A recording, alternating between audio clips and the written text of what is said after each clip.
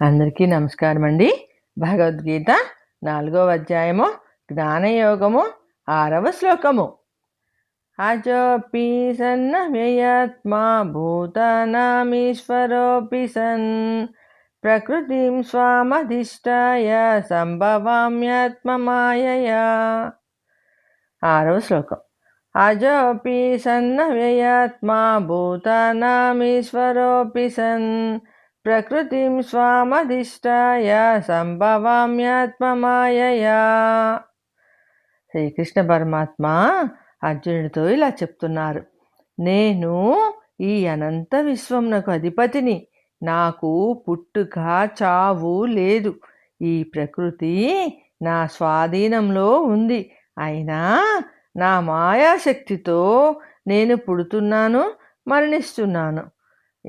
ఇంతకు ముందు శ్లోకంలో నాకు కూడా ఎన్నో జన్మలు గడిచాయి అని పరమాత్మ తన గురించి తాను చెప్పుకున్నారు అర్జునుడితో. దాని గురించి కూడా వివరిస్తున్నారు అర్జునుడితో పరమాత్మ. నాకు పుట్టుక లేదు, నాకు చావు కూడా లేదు. నేను అందరికీ ఈశ్వరుడను. నేను ఎవరి అధీనంలో లేను. ప్రకృతి నా అధీనంలో ఉంది. మాయ నా అధీనంలో ఉంది. నా మాయతో నేను నాకు కావలసిన చోట కావలసిన విధముగా అవతరిస్తుంటాను అని స్పష్టంగా చెప్పారు పరమాత్మ అర్జునుడితో. దీని వలన మనం తెలుసుకోదగినది, మన పుట్టుక చావు మన చేతుల్లో లేవు. పరమాత్మకు మన మాదిరి పుట్టుక చావు లేదు.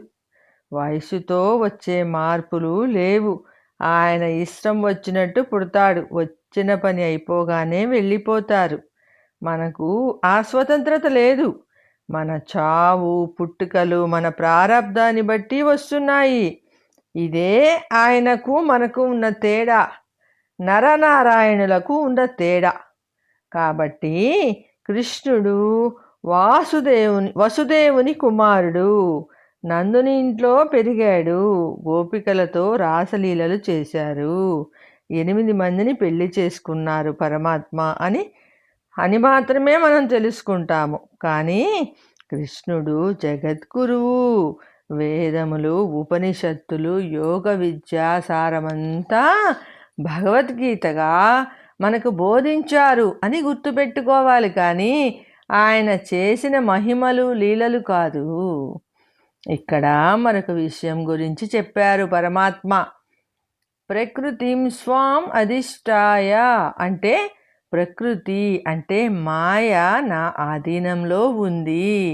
సాధారణంగా దొంగ పోలీసు ఆధీనంలో ఉంటాడు. అందుకని పోలీసులు దొంగకు ఇటు అటు ఉండి పట్టుకొని తీసుకెళ్తారు. అదే ఒక ముఖ్యమంత్రి చుట్టూ పోలీసులు ఉంటారు.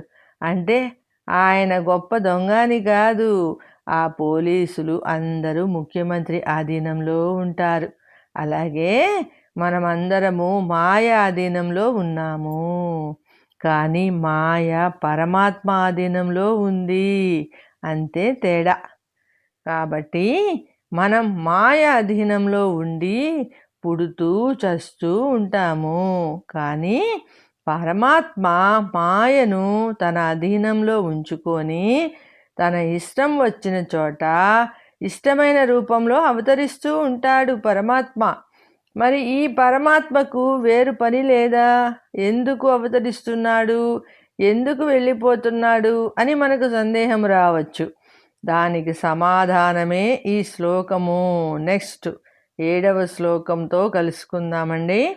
సర్వేజన సుఖినో భవంతు. జై శ్రీమన్నారాయణ అండి. ఈ భగవద్గీత ఛానల్ని సబ్స్క్రైబ్ చేసుకోండి. ఈ లింక్ని మీ బంధుమిత్రులకు షేర్ చేయండి, లైక్ చేయండి, కామెంట్ ఇవ్వండి.